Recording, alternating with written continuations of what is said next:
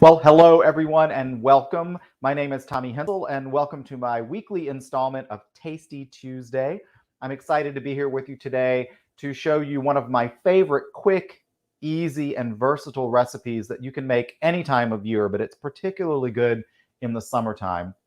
I love being able to come up with things that you can make in a pinch if you need something fast. So for instance, if someone invited you to a potluck or you were going to someone's house or you knew you had friends coming over, this is something, if you have the ingredients, you can make in minutes, and it actually is something that tastes like you took a lot longer to make it. The initial recipe I'm going to show you is for what I call green pea hummus. So it's not officially hummus, of course, but it's essentially the same kind of technique to create that vegetable dip that you can use as a dip for crudité or with pita chips, anything like that. But I do find that I like to spice it up with different things occasionally. So first, I'm going to show you the basic recipe that's so incredibly easy to make. So first, you need a 1-pound bag of frozen green peas. Take them out of the freezer, put them in a strainer, and run some cold water over them so that they start to unfreeze, or take them out earlier in the day and stick them in the refrigerator. But that's all you need is the 1-pound bag of peas. So that's what this is, and I've taken a half cup out and reserved it for something else. Now, today I'm going to be using the Pampered Chef Deluxe Cooking Blender. Any blender or food processor would do for this, but I love this appliance, so I'm using it today. So just dump the peas in. Let me grab a little spatula. All right, so we got the peas in there. And to that, I'm going to add 1 to 2 tablespoons of either lemon or lime juice. It's up to your taste buds. Today, I'm using lime juice because that's what I had. And I tend to err on the side of a little bit more. So this is 2 tablespoons of lime juice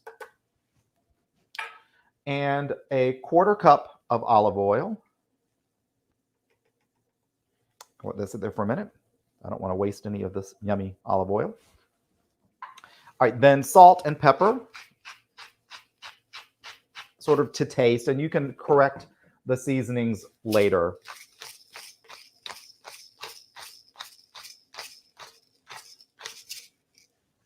So those ingredients, oh, and I almost forgot, 1 garlic clove. I'm gonna squeeze the garlic.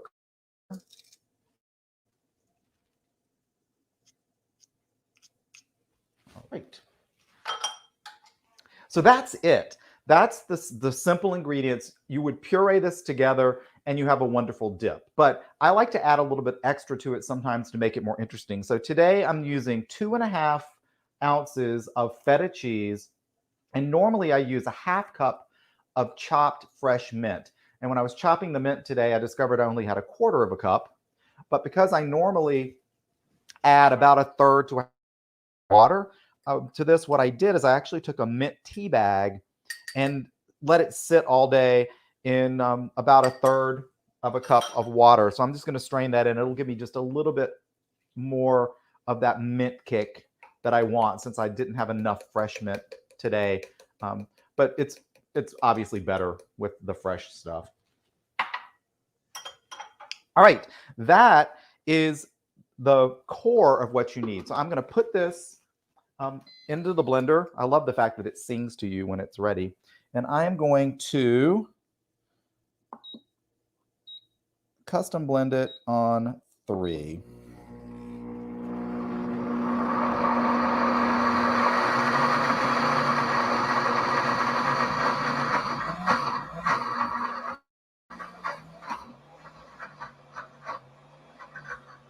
Like with any blender like this, if it starts to get stuck, you use your handy tamper to get it to hit the blades.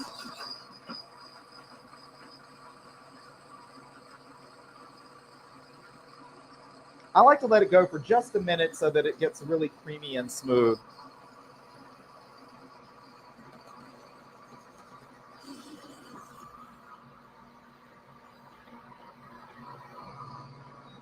All right, and there we have it. That is the hummus. I'm going to taste just a little bit of it. Oh, it's delightful. And that has a lovely mint profile. Now, Normally, that's where I would have stopped. But a few weeks ago, I needed to make pasta salad for something, and I was like scrummaging around, and I had all of these fresh vegetables that I thought, well, maybe I could put fresh vegetables in with some pasta and just throw some Italian dressing or something on it. But then I thought, wait, this might make a great sauce for a cold pasta salad because it's all fresh. And I thought, let me try this. So today I'm going to show you of that salad that I created a few weeks ago, and I really do love this. Now, I made pasta earlier in the day. What I had on hand was what's called ditaloni pasta. These little tiny, it looks like bucatini that's been cut up small. But normally I would use something like farfalle that I think has a little bit more ability to hold sauce. But this is what I had. So we're using this. I will put a little bit of oil on this because the pasta has a tendency to stick together as it's cooling. So a nice healthy dose of, today I'm using avocado oil. And I'm just going to mix that in to help the pasta, start to get a little lubricated and unstick. Yeah, that's nice. All right. So I'm a big fan of color in food. So we're going to add some bright summertime colors to this. I have a red pepper cut up. I have just a couple of stalks of celery. I have the reserved peas. There we go. I'm going to mix those. It's always good, I think, when you're adding stuff like this to mix it occasionally before you add the sauce so that it's not all clumping together. Now, I'm going to take this off. I'm going to move this out of the way because I need to move this over temporarily. All right. So now I'm going to add some extra color and some extra crunch. So what I'm going to do is I'm going to use one of my new favorite appliances. This is the Rapid Prep mandolin from Pampered Chef. And on the back, I've set it to the julienne setting at about, what did I put it on? 3, which is 3 millimeters. So it's actually kind of a small julienne. So I'm going to release this. I'm going to expose the blade. And now I'm going to put the food. Oh, come on. There we go. What I like about this is that unlike if you're doing a mandolin yourself, you're running the food over the blade. This is actually running the blade over the food, which I really love. So let me, oh, and by the way, if anybody has any questions, please type them in and I'm going to keep looking to see if there are any. So we've got some red, we've got some green. Let's see what other colors we can come up with. Let's do some carrot. So what did I do with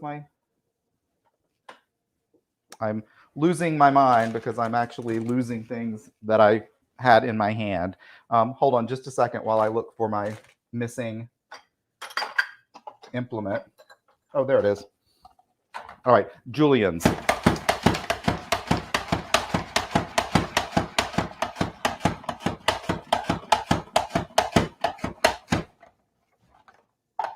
Whoops.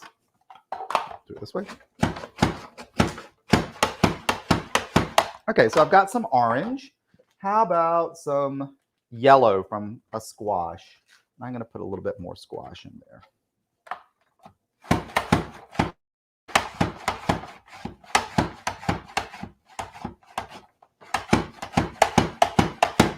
That was a yellow summer squash. And I've got some zucchini, so we can add a little bit of green to that as well.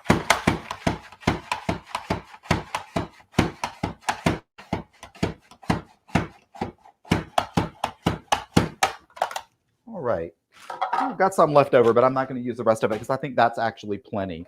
So I'm going to move the mandolin out of the way. I'm going to get rid of a little bit of the leftover there. And I'm just going to dump the rest of these veggies in here.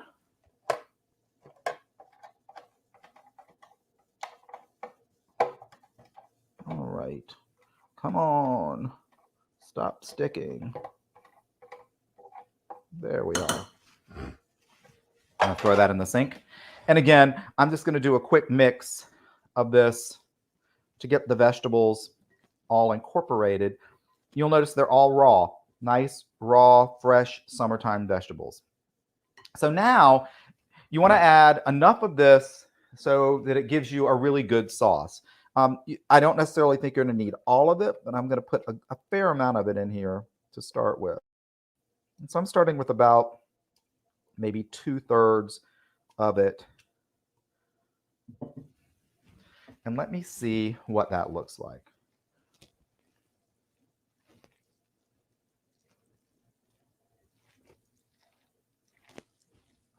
I'm checking to see if there are any questions or messages, but nothing yet. Oh, yeah. That's making a really beautiful pasta salad. All righty.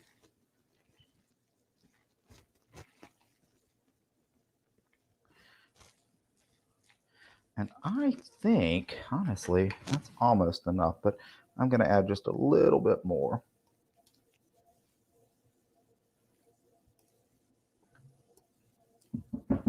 I'm very happy about this long, skinny scraper. It makes things like this work really well. So there you have it.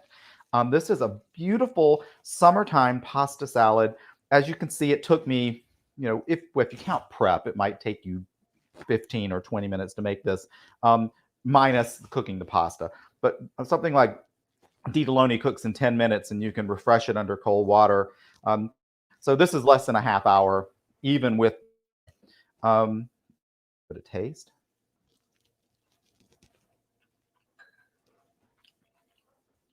It's so beautiful.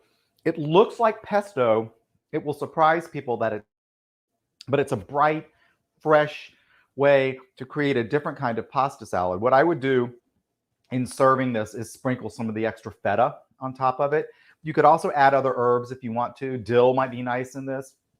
If you don't want to use mint and feta in the basic mixture, you could use some kind of like Parmesan cheese with cracked black pepper.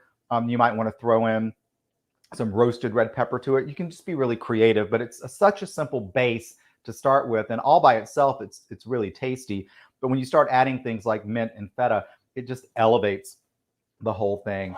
So that is my really simple summertime either hummus, green pea hummus, or sauce for a cold pasta dish. Remember, it's a 1-pound bag of frozen green peas, 1/4 cup of olive oil, about 1/3 of a cup of water, 1 to 2 tablespoons of either lemon or lime juice, salt and pepper, and a garlic clove. That's your basic recipe.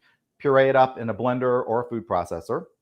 Then feel free to get inventive and add other stuff. Like today, I added 2.5 ounces of feta cheese, 1/2 cup of finely chopped fresh mint, pureed all that together, and then threw it on some pasta with chopped up fresh summertime vegetables. Today, as you can see, I used red pepper, celery, zucchini, yellow squash, and carrots so that I would have a variety of different colors in there. But go to town.